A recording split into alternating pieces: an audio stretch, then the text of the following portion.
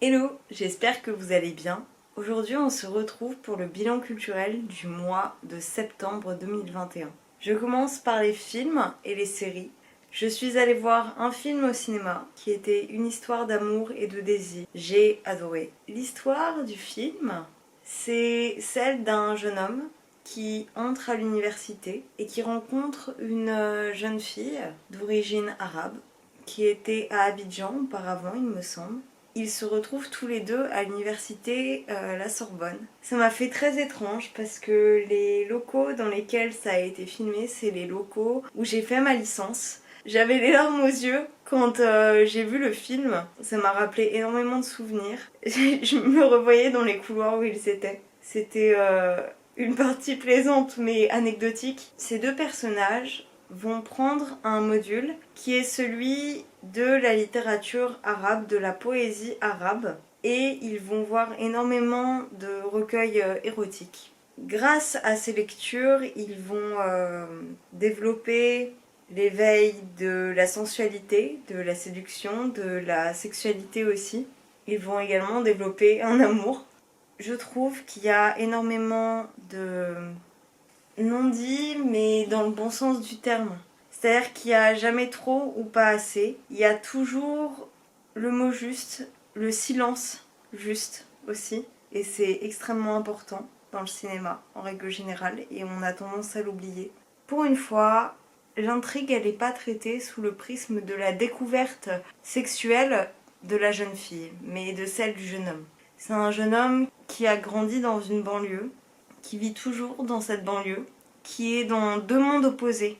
On voit en même temps le personnage principal et sa sœur qui elle-même a une histoire avec un jeune homme un petit peu voyou du quartier, même carrément voyou. On voit ce jeune homme qui vit dans un monde totalement opposé à celui auquel il a toujours été exposé depuis l'enfance. On voit cette bande de copains qui est en totale opposition avec ses aspirations, lui-même écrit de la poésie notamment. Il y a une sorte de figure de transfuge de classe que j'avais pas vu traitée sous cet angle et sous le prisme justement d'une culture arabophone, et j'ai adoré. Ça m'a notamment fait penser à Tu mérites un amour. Ce sont des films de fiction proches de la réalité, des tranches de vie qui me touchent intrinsèquement, je crois. Il y a toujours cette douceur, cette lenteur dans le bon sens du terme, cette sensualité qui est retransmise par la caméra, et c'est vraiment l'un des aspects que j'ai retenu du film et que j'ai envie de vous donner envie de prendre en compte et du coup d'aller voir ce type de film, notamment celui-ci s'il est toujours dans le cinéma près de chez vous. Ensuite, grâce à Canal,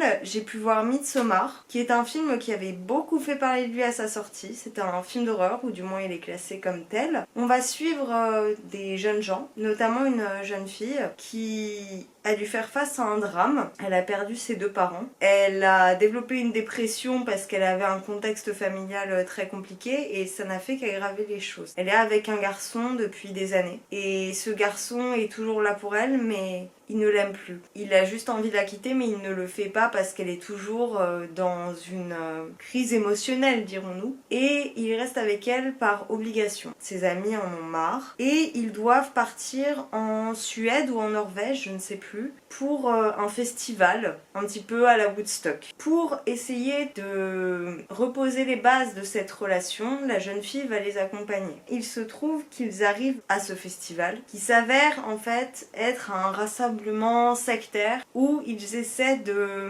faire venir de nouveaux adeptes en quelque sorte. J'ai là encore adoré. De toute façon, les films que je vais vous évoquer, je leur donne du crédit. Je ne parle ici que des films qui m'ont plu parce que j'en vois vraiment pas mal grâce à l'offre VOD qu'on a maintenant. Donc les autres seront référencés en barre d'infos, j'ai oublié de le mentionner, mais étant donné que c'est toujours le cas, j'ai omis de le dire. Donc Midsommar va traiter de cela sous le prisme du film d'horreur.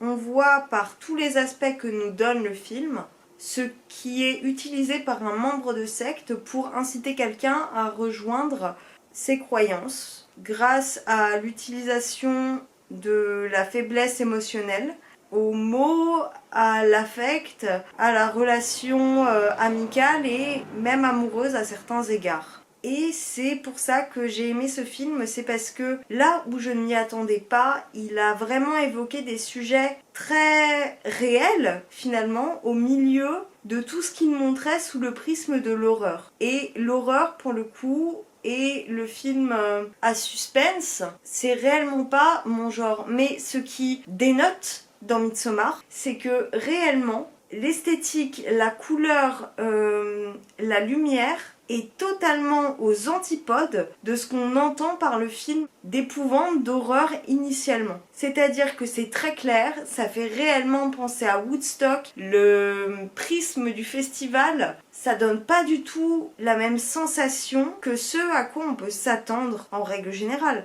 Il y a tout un arc narratif autour de la nature parce que ça se passe dans un champ, ce prisme de la jeunesse aussi. En fait, il y a tout ce qu'on entend des sectes, mais pas dans la culture états-unienne ou française, occidentalisée, européenne. Et parce que ça se passe dans un pays du Nord, c'est totalement détaché de notre culture. Et c'est ça qui en fait quelque chose de totalement renouvelé. Après, je vous parle d'un film que j'ai vu grâce à Netflix, un film de Agnès Varda. Ils ont mis dernièrement plusieurs Agnès Varda. Tous les autres, je les avais vus. Et il ne me restait plus que celui-là dans ceux qu'il proposait.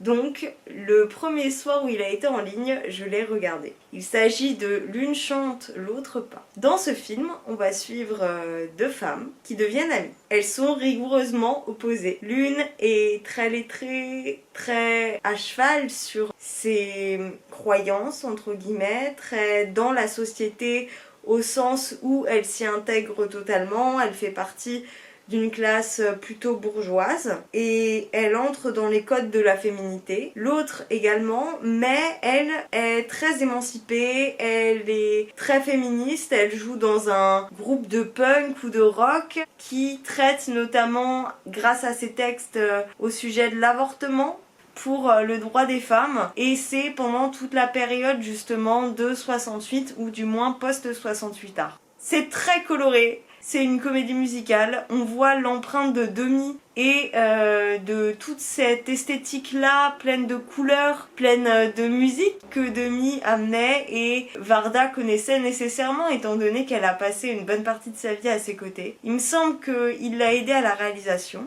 ou à l'écriture, ce qui pourrait expliquer aussi toute cette esthétique qu'on y retrouve.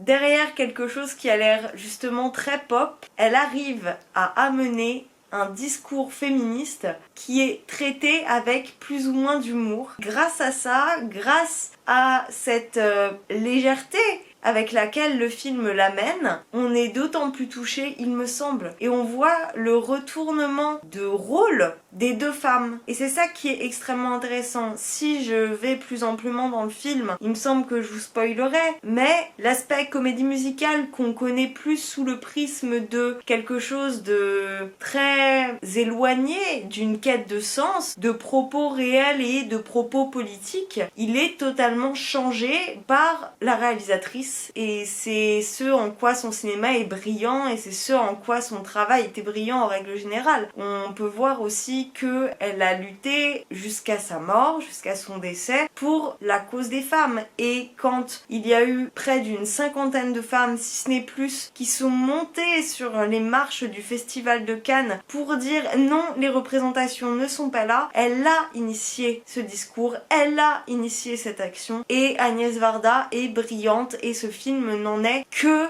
la représentation. Et la représentation de ces luttes depuis le début et jusqu'à la fin. Je pense que c'est un film qui entre dans le panthéon des films de Varda qui sont mes préférés. Si ça peut vous intéresser, le premier c'est Visage Village. Le deuxième, j'irai Les plages d'Agnès. Et le troisième, c'est celui-ci. Je vais vous parler de Léon Morin Prêtre, qui est un film avec Belmondo. On sait qu'en septembre, on a perdu notre cher Bébel, celui qu'on adorait dans ses films plus comédie, plus grand public.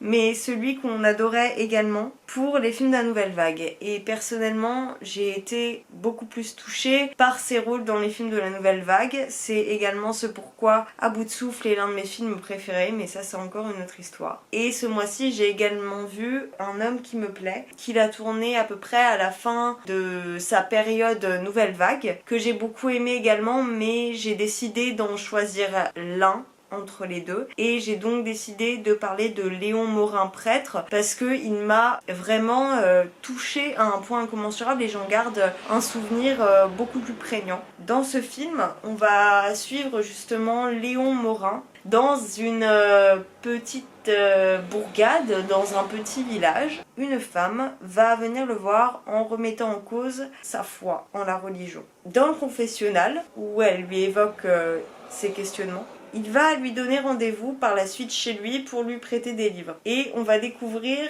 qu'il est communiste, à l'aune de la Seconde Guerre mondiale, il me semble, ce qui est très mal vu. Et il est également juif, ce qui n'aide pas du tout. Quoi qu'il en soit, ils se prêtent des livres, ils deviennent amis, ils amplifient leur rendez-vous, et leur relation amicale va évoluer au fur et à mesure du temps. Comme vous vous en doutez, des sentiments annexes vont peut-être être développés. Dans ce film, qui a été tourné en noir et blanc, on a un miroir de la société de cette époque, des pensées générales, ce à quoi on devait faire face quand on ne suivait pas les idéaux de la société. C'est un film qui était très en retenue, qui était en tension, je dirais pas suspense, en mystère dans un sens, même si ça dépeint une réalité. C'est assez dur à décrire. Là où il n'y a pas de dialogue entre les personnages, c'est le spectateur qui doit s'imaginer, qui doit se figurer tout ce qu'ils ressentent l'un pour l'autre, tout ce qu'ils peuvent penser. Il y a beaucoup d'échanges entre eux. Mais le plus important, ce qu'ils redoutent de se dire, va être tu, va être caché jusqu'à la fin. Et je ne vous dévoile pas la fin, sinon vous n'allez pas le regarder. Il est fort. C'est l'un des films que j'ai vu sur la Seconde Guerre mondiale qui m'a le plus touchée sur la question justement du danger qu'il y a dans une société autoritaire. Il est sur Netflix. Encore une fois, c'est l'un des films avec Belmondo qui m'a le plus touchée. Donc je vous incite réellement à le voir. Je passe au dernier film qui a été une telle surprise, un petit peu comme Midsommar, notamment parce qu'il vient encore d'un pays qui n'est pas d'Europe ou qui n'est pas des États-Unis, c'est Drunk. Il est sorti au cinéma juste avant que nous ne soyons confinés, il me semble.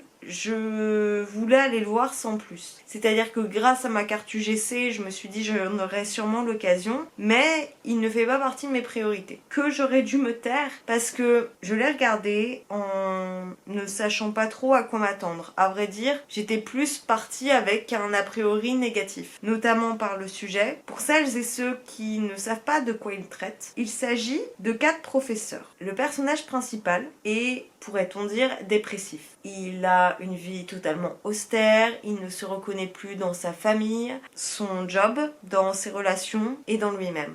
Un jour, au détour d'un dîner, d'une soirée d'anniversaire, l'un de ses amis va évoquer une théorie qu'il a vue d'un scientifique qui a fait une étude selon laquelle chaque personne manque de 0,5% d'alcool pour être totalement détendu, totalement heureux, sans tomber dans une forme d'ivresse trop avancée. Les amis décident de se lancer dans cette expérience eux-mêmes. On va les suivre dans tout ça sous forme de chapitres en quelque sorte où ils mènent cette fameuse étude. Que c'était drôle et à la fois dramatique. Et j'avais réellement peur que ça soit le fait de prôner l'alcoolisme. Et ça n'a réellement pas été le cas. On voit à travers leur quotidien, à travers l'évolution de leur rapport à l'alcool, leur vie en règle générale, leur relation aux élèves parce qu'ils doivent toujours assurer leurs cours, ils doivent mener leur vie de famille, leur vie de parents, leur vie d'époux. Par ce biais totalement décalé, ils vont réussir à amener une réelle question qui est celle du rapport à l'alcool, du fait d'être heureux dans sa vie, de la dépression, de la solitude du poids que fait porter aussi la société sur la place de père. Il y a deux personnages qui me reviennent sans cesse, qui me font me dire qu'il y a véritablement cette question qui est traitée de façon sous-jacente et le spectateur est forcément amené à se poser ce type d'interrogation par le discours qui est donné. Je suis pas spécialement fan de l'acteur principal en règle générale, mais dans ce rôle-ci, il m'a vraiment touchée. Il se libère via cette légère ivresse. Il se remet à danser, il se remet à sourire, il se remet à sortir sans que ça soit de façon omniprésente, il redevient un petit peu plus heureux. Je ne vais pas expliquer la suite, je crois tout simplement qu'il faut que vous le voyez pour comprendre ce dont je parle et je serais très intéressée d'en discuter avec les personnes qui l'ont vu. Je passe aux séries. Il y en a deux de OCS. L'opéra, on en a pas mal entendu parler car ça parle de l'opéra de Paris et de tout ce qu'il y a en dessous.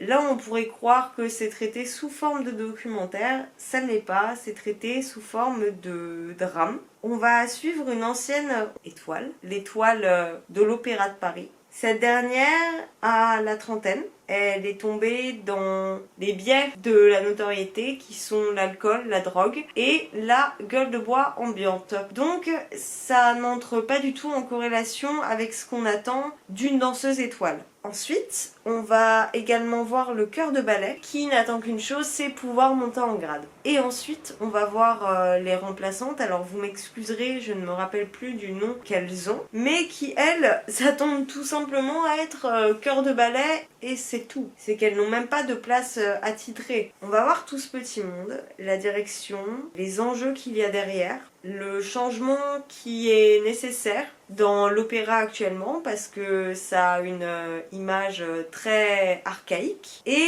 la série le fait de façon assez brillante. Les deux personnages principaux qui sont la danseuse étoile et l'une des doublures vont essayer d'améliorer leur place. On va réellement créer un lien avec elles deux, notamment parce que la jeune fille racisée, elle est victime de racisme et de sexisme. On voit qu'il y a beaucoup d'enjeux politiques, d'enjeux pécuniaires également. On voit également la beauté de ce corps de ballet, tout le travail qu'il y a. On assiste à leur réalité en dehors du corps de ballet. On constate l'implication qui est nécessaire pour arriver aux attentes des supérieurs qui ne sont pas toujours d'un avis très bienfaisant, très valorisant pour ces danseuses qui ne sont finalement que techniciennes. Elles ne font qu'appliquer ce qu'on leur demande aux yeux des supérieurs bien entendu, alors que c'est un travail qu'elles mènent d'arrache-pied pour lequel elles donnent sa vie. On voit là encore à quel point l'art demande de se vouer totalement à lui. On ne vit que pour sa passion. Il y a un côté très sombre, notamment amené par l'intrigue dramatique, par cette question de la drogue, de l'alcoolisme, des relations amoureuses aussi, par la lumière, la couleur. On voit que les lieux dans lesquels elles évoluent montrent aussi l'évolution des personnages en eux-mêmes. La lumière joue également beaucoup. Le fait que le ballet qu'elles mettent en place soit le Lac des Cygnes, c'est aussi très significatif.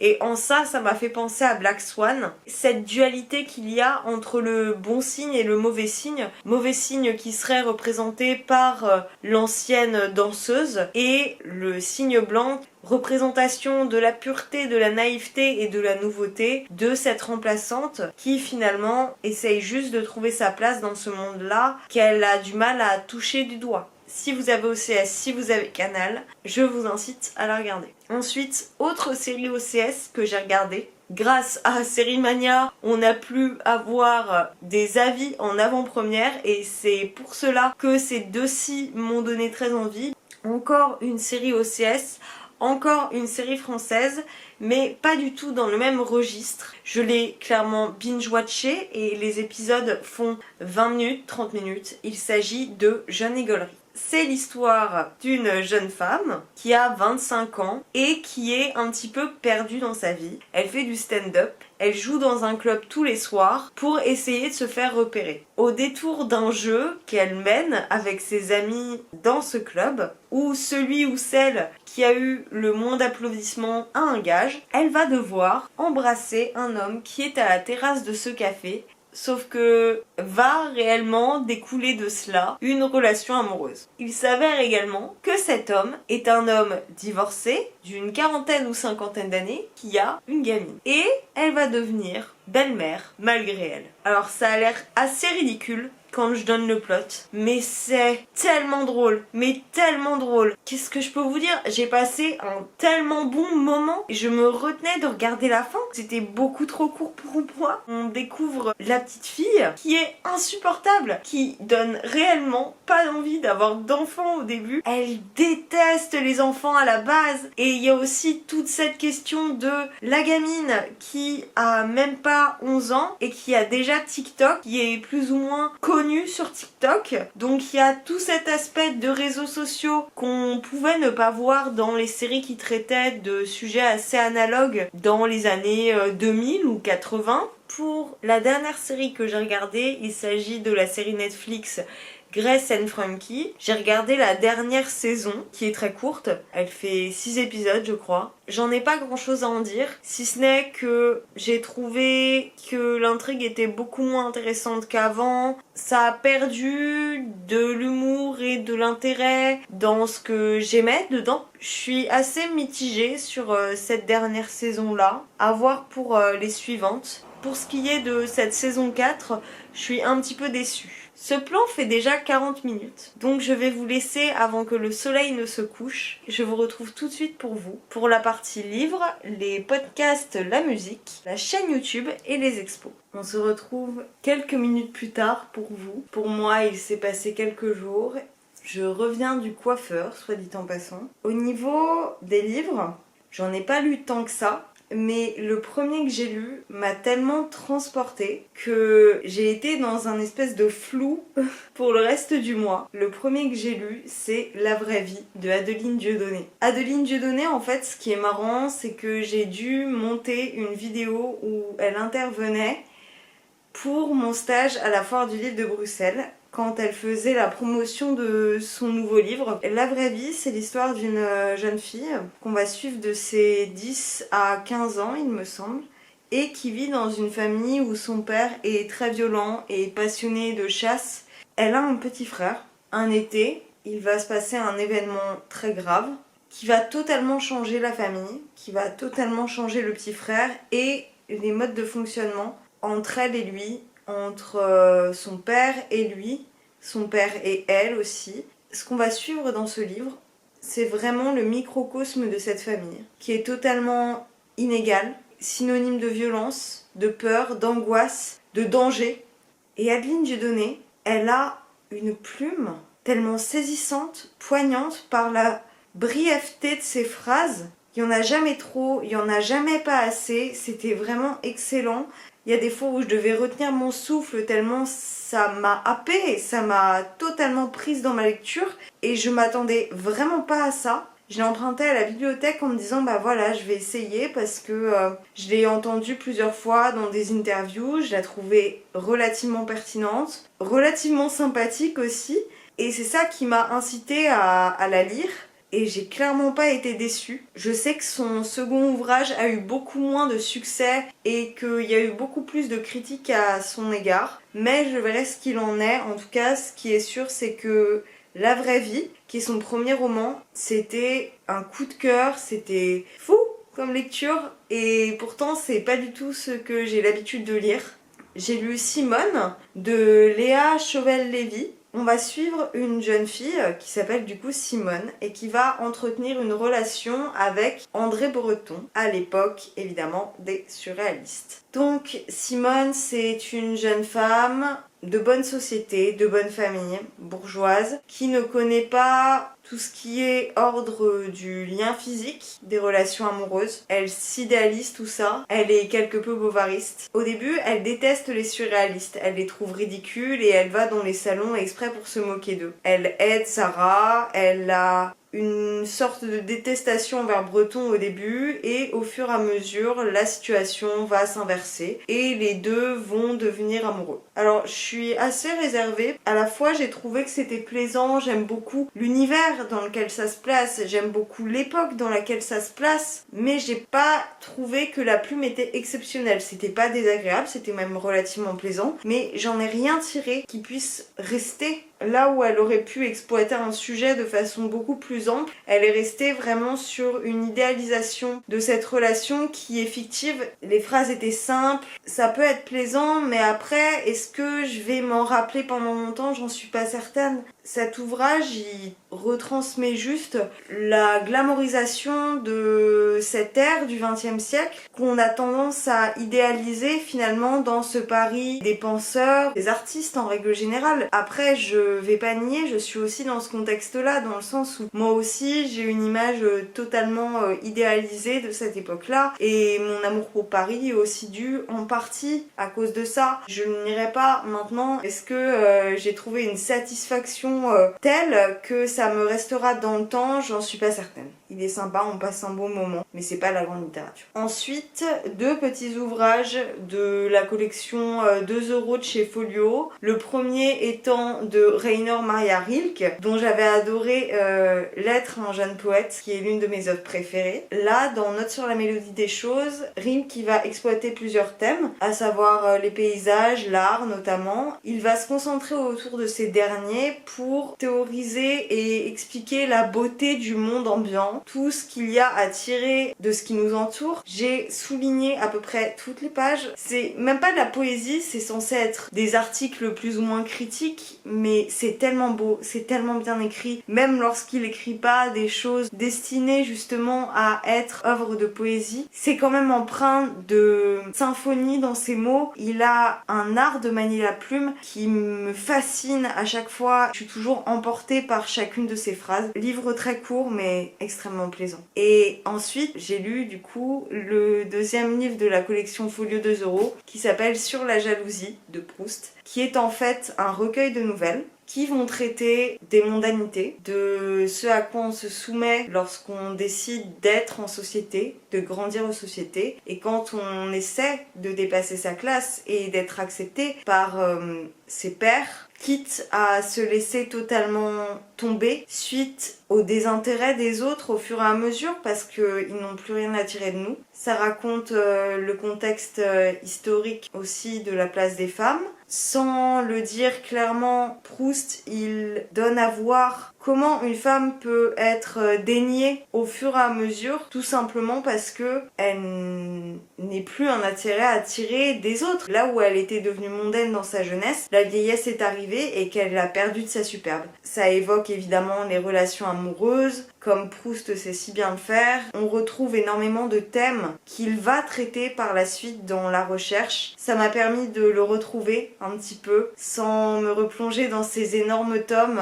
que je suis très empressée de reprendre, mais pour lesquels il faut que j'aie tout mon espace mental pour le faire. Mais Proust, je l'ai déjà dit et je le dirai encore, c'est vraiment un moment. Il faut savoir en fait que c'est le moment où on doit le rencontrer, où on doit rencontrer ses mots, sa plume, et qu'on veut totalement s'y dédier. Ça a été le cas pour le premier tome. C'est vraiment tombé au bon moment pour moi, les autres également. Et je veux pas me précipiter juste par envie en fait de tout lire d'un coup et de m'en dégoûter. Si vous voulez vous faire une petite introduction avec Proust, pourquoi pas lire ce livre-ci, qui se détache tout de même au niveau de la forme écrite de ce qu'il a écrit par la suite, mais ça peut vous donner un avant-goût des thèmes, peut-être pas de l'écriture, mais des thèmes qu'il traitera à l'avenir. Je passe ensuite au podcast. J'ai écouté Dimanche Pépouze, qui est un podcast qui est tenu par Léna de la chaîne Léna Dorable notamment sur YouTube, qui est vachement dans les tips organisation, vie étudiante notamment. Elle avait sorti il y a quelques mois un podcast qui s'appelle donc Dimanche Pépouze, qui va rencontrer plusieurs personnes qui, à travers leurs études, ont réussi à développer une activité, à s'épanouir tout simplement dans leur vie étudiante et dans ce qu'ils font après, ou au-delà de la vie étudiante. Ça m'a un peu fait penser à nos avenirs. C'est un petit peu moins poussé que dans le contexte amical comme pouvait le faire Mathilde dans Nos avenirs. Ça fait un petit peu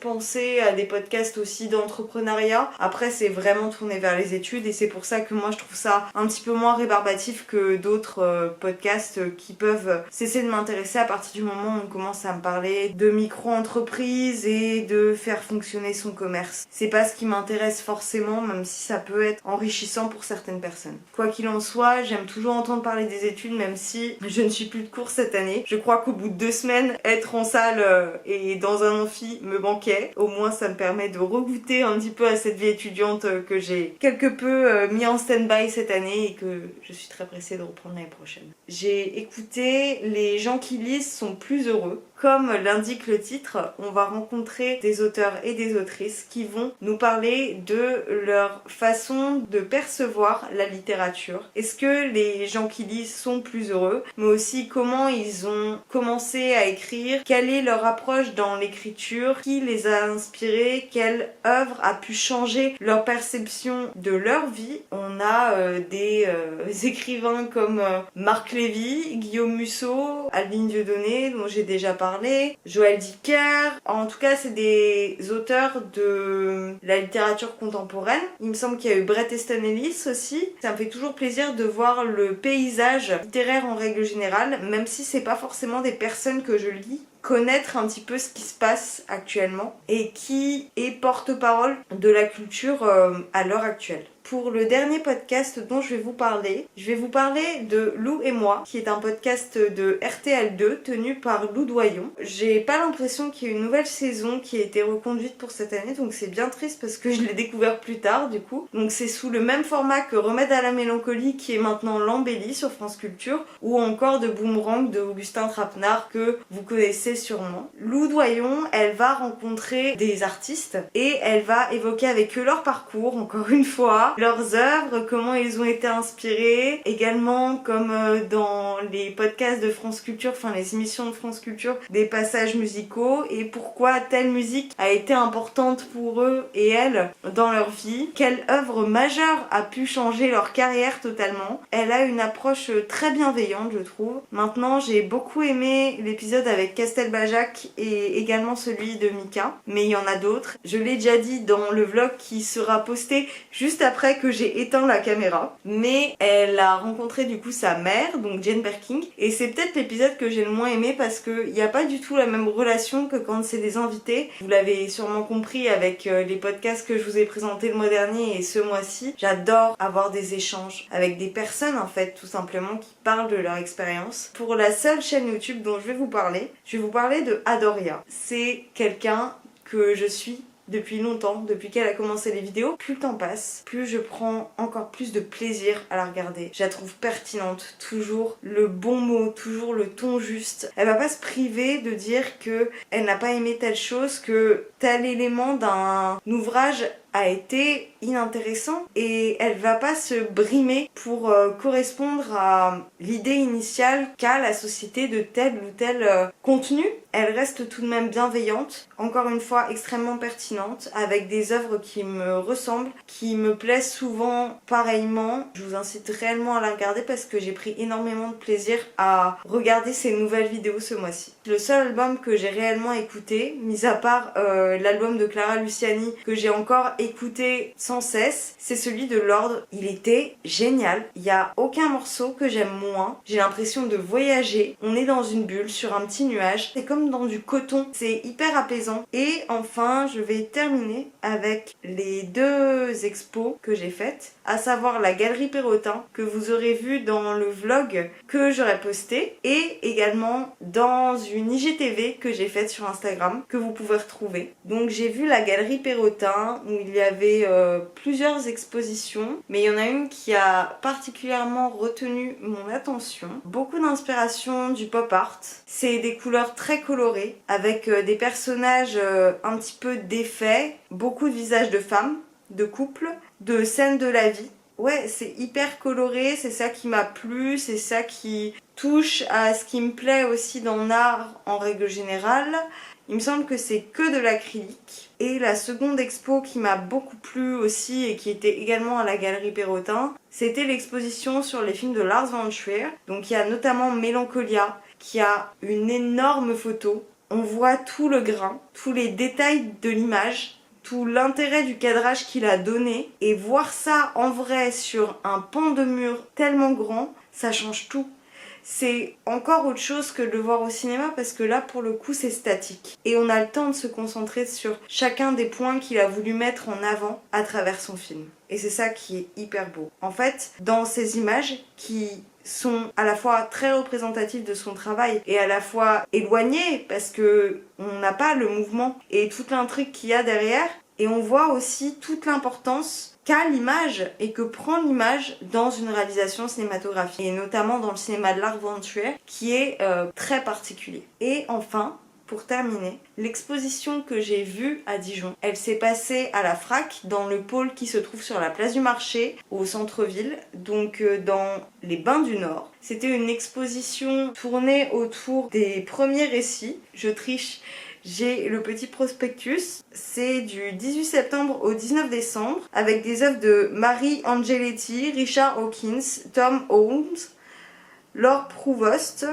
Mika Rothenberg, Louis Sartor, Ashley Hans Schnerl et Martha Wilson. Donc c'est des artistes au début de leur carrière. Alors il y a beaucoup de liens avec la nature, notamment avec les paysages. Moi je retiens les photos et les peintures qui sont très proches de scènes de la vie courante et aussi de scènes très japanisantes avec beaucoup de néons orangés, rougeoyants. J'ai réellement eu l'impression d'être dans un film de Wong Kar-wai, notamment In the Mood for Love, où la présence du rouge est prégnante. Il y a des installations audiovisuelles. Après, j'y suis vraiment passée en coup de vent, donc du coup, j'ai pas eu le temps de me poser longuement devant. Mais le peu que j'ai pu en voir était vraiment chouette. Après, l'art contemporain, c'est toujours les goûts et les couleurs. Eh bien, écoutez, voilà, je crois que j'ai terminé le bilan culturel de septembre. J'espère qu'il vous a plu, j'espère que j'ai été assez claire sur les offres que je vous ai présentées. Si c'est le cas, je vous laisse commenter, aimer et puis venir me parler sur Instagram si vous en avez envie, si vous avez des questions. Et puis c'est tout, je vous retrouve pour la prochaine vidéo. Ciao!